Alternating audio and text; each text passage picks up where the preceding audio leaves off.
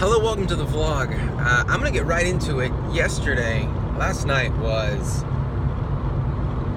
scary. I apologize. I'm probably getting on a lot. I didn't sleep much at all last night. So here's what happened. I got back to the house 7 o'clock ish.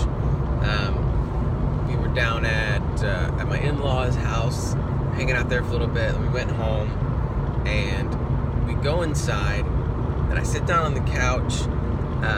The girls just kind of go off, they're playing a little bit, and all of a sudden I look over in the kitchen, and I see Nora, and she's picked something up off the floor like she's going to try to eat it. She's one, she does this all the time, 99% of the time, it's not even a big deal, and so, but I see her, and Kate's in the kitchen, she's doing something.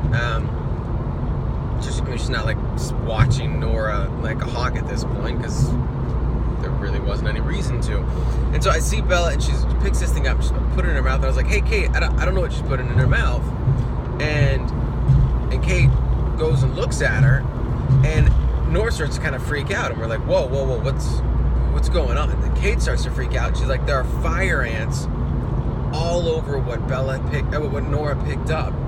There are fire ants all over it," and she just stuck fire ants in her mouth.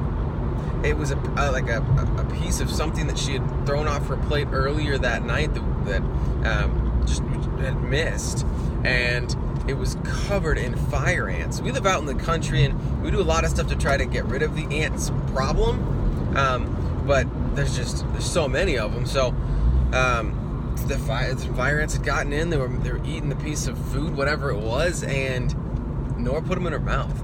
And immediately, like, her lips started swelling up because she got bit on the lips. Her lips started swelling up. She had some bites, a couple bites on her face, a couple on her neck, and we don't know where all she's been bit. And her tongue starts to swell up a little bit too. And so we kind of freak out because we're like, it's not an allergic reaction. She's been bit by fire ants before.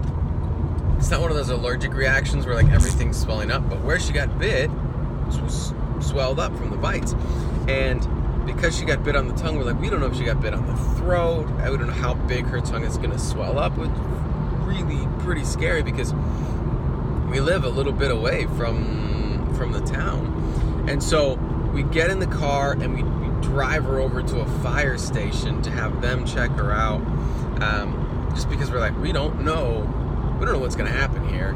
I mean, if she'd got a couple more bites on her tongue, a couple more bites like on her throat, I mean, she could have suffocated, and that was a really real concern that we had, and it was really scary.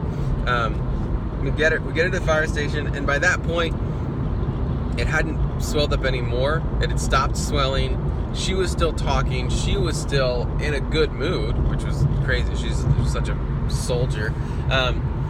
But she was in a good mood. She wasn't freaking out or anything like that. And so we get there and explain to the firefighters what happened, and they're like, she's okay.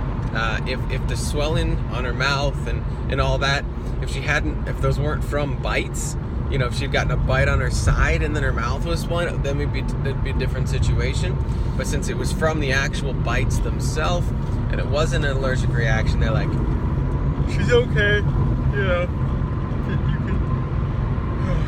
They didn't see any reason to take her to the hospital.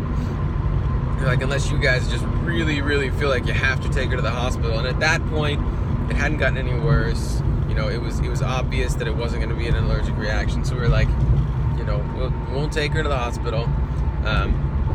We'll just watch her for the next couple hours just to make sure. And thankfully, I mean, everything just kept going down, and it went down. And by 9:30, her lips were close to back to normal. They were much better, and she was in a much better mood. Everything was good. Everything was good by 9:30, 10 o'clock. But still, there was that sort of fear that what if she did get bit on the throat, and while she's sleeping, it becomes hard to breathe and stuff like that. And so that made it so that last night I didn't get very much sleep at all. It was I just kept kind of tossing and turning and getting up and checking on her, and Kate was doing the same thing, and just really freaked out still.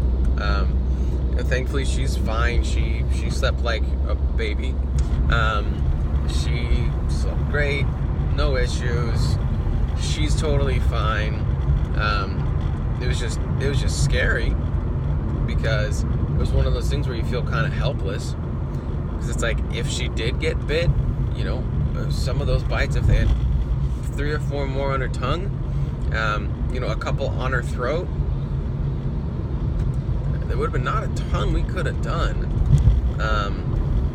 And that was really freaky. Like I said, thankfully she's fine. Everything's okay. She's okay. And hopefully tonight I'll be able to get some more sleep. Kate will be able to get some more sleep. Because we were tired going into it, because neither of us had gotten great nights of sleep the night before. And yeah, after tonight, we're both pretty exhausted. So that was my evening. That's the breakdown. It was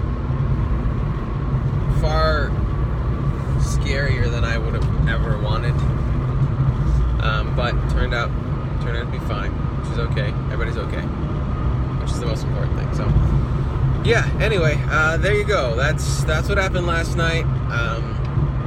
It's going to affect my my diet plans this morning, because I'm definitely going to be getting some caffeine so I don't fall asleep while I'm driving or on the drive home. I'm definitely going to get some caffeine, because yeah, I'm not making it all the way through today without some.